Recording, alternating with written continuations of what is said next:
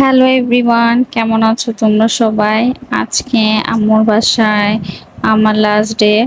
সকাল সকাল ব্লগটা স্টার্ট করেছিলাম, যদিও ব্লগ করার কোনো ইচ্ছা ছিল না, কারণ মনটা খুব খারাপ।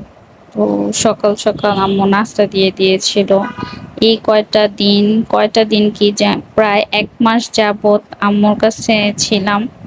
অনেক আরাম করে নিয়েছিলাম। মেয়েরা বিয়ের পর অনেক বেশি আরাম পায় মায়ের বাসায় আসলেই।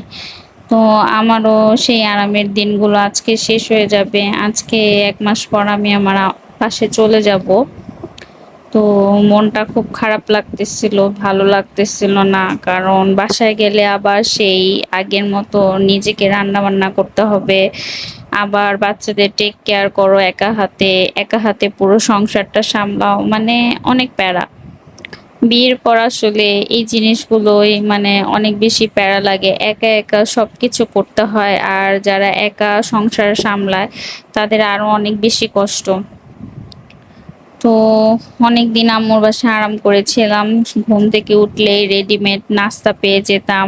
দুপুরবেলা রান্না হয়ে যেত, একদম টেবিলে বসলে গরম গরম ভাত, মজার মজার রান্না, মানে সবকিছুই একদম মুহূর্তের মধ্যে পেয়ে যেতাম। যেটা হয়তো বা মানে আবার কবে পাবো জানি না, আবার আস্তে আস্তে হয়তো বা অনেক দেরি। তো আম্মু বলতেছিল যে রান্না করছি, আয় একটু ভিডিও কর, চলেই তো যাবি। জানে যে আম্মু আমি ভিডিও করি। তো আজকে আম্মু শাক দিয়ে একটা মাছের মাথা রান্না করতেছিল, এইটা অনেক মজা লাগে।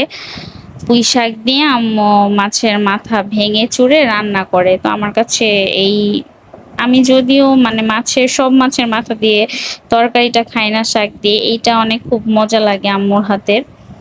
আর অনেক দিন যাবত আব্বুকে বলতেছিলাম আমি বাইং মাছ খাবো। তো আমি আসলে যেহেতু মাছ কাটতে পারি না, তো দেখা যায় অনেক ছোট ছোট মাছ আমি বাসায় খেতে পারি না। তো এখানে আসলে আব্বু, আমি যেটা পছন্দ করি ছোট মাছের মধ্যে কাচকি মাছ, বাইং মাছ, পুঁটি মাছ, এগুলো আমি একটু পছন্দ করি, তাই আব্বু চেষ্টা করে আমি আসলে আনার জন্য। তো আব্বু নিয়ে এসেছিল। তো আম্মুর হাতের এই বাইং মাছ রান্নাটা আমার অনেক ভালো লাগে। অনেকে এটা ভুনা করে খেতে পারে, দু পেঁয়াজি করে। আমি আম্মুকে বলছিলাম যে আজকে আমাকে আলু দিয়ে একদম মাখামাখি করে রান্না করে দিবা। আসলে কি বলবো, সবারই হয়তো বা মায়ের হাতের রান্না খুব বেশি মজা লাগে। আমারও আমার মায়ের হাতে সব রান্নাই ভালো লাগে। আম্মু যেভাবেই রান্না করুক না কেন, খুব সিম্পল ওয়েতে রান্না করে, কিন্তু তাও ভাল লাগে। আর এদিকে শাকটাও হয়ে গেছে দেখেন। আমার কাছে খুব ভাল লাগে এভাবে শাক রান্না করলে। আম্মুর হাতেরটা বেস্ট লাগে, সরি, অনেক টেস্টি লাগে। তো এখানে যে আম্মু আলুগুলো দিয়ে দিচ্ছিল, একদম কষাইতেছিল সুন্দর করে, ভালো করে এটা কষানো লাগে। তো কি বলবো, আসলে মুডও ভালো না, ভালো লাগতেছে না, মানে ভিডিও এডিট করতেও কোনো ইচ্ছা করছিল না। এই দেখেন কত সুন্দর একটা ফাইনাল লুক এসেছে, আর খেতে অনেক বেশি টেস্টি হয়েছিল। তো কি আর করার, অনেক দিন যেহেতু মায়ের বাসায় ছিলাম, এখন যাবার পালা হয়ে গিয়েছে। এখন চলে যেতে হবে, কিছুই আর করার নেই। তো ব্যাগ ট্যাগ গুছাচ্ছিলাম, আমি যা যা দরকার ছিল সব গুছিয়ে নিচ্ছিলাম। অনেক কিছু নিয়ে আসছিলাম, আর এখান থেকে যেহেতু বিয়ে শাদী অনেক কিছুই মানে খাওয়া হয়েছে, তো দেখা যায় অনেক কাপড় চোপড় নিয়ে আসা হয়েছিল। তো এগুলো সব একে একে গুছিয়ে গোসল করে আমি খেতে বসে গিয়েছিলাম। দেরি হয়ে গিয়েছিল অনেক বেশি। তো শাক দিয়ে প্রথমে ভাতটা খাচ্ছিলাম, অনেক মজা হয়েছে। আগেই তো বললাম, যেহেতু ভয়েস ওভারটা আমি পরে দিচ্ছি, তো অনেক মজা লাগছে। আর এখানে খাওয়া শেষ করে একটু আমরা রেস্ট করছিলাম। আর এই যে তার দুই নাতনি তার সাথে একদম মানে সবসময় একসাথে থাকবে। আর আমার ছোট মেয়েটা তো আমার মায়ের একদম ভক্ত। নানুর সাথে রোজা পুষিয়েছে দেখে তার সহ্য হচ্ছে না, ওইখানে চলে গেছে। দেন এই ভাবি এই তালের পিঠাগুলো পাঠিয়েছিল। যাইব না মামা দয়কার আবার আমি দিকে তাকাই টাটা, এই যে আম্মু টাটা, টাটা দিবে না, টাটা দিবে না।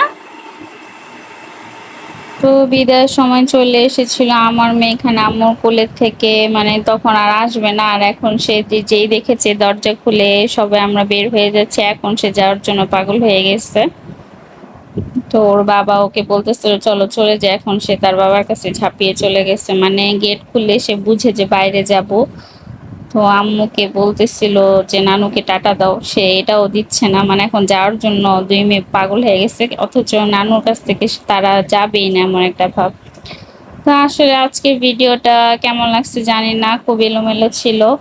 আর এই যে বাসায় আসছি, মারা আসলে অনেক কিছু আসার সময় দিয়ে দেয়, টুকটাক যা থাকে আম্মুকে এত নিষেধ করি, তারপরে বলে যে না নিয়ে যা, রান্না করেও দিয়ে দিচ্ছে, সবকিছুই দিয়ে দিচ্ছে।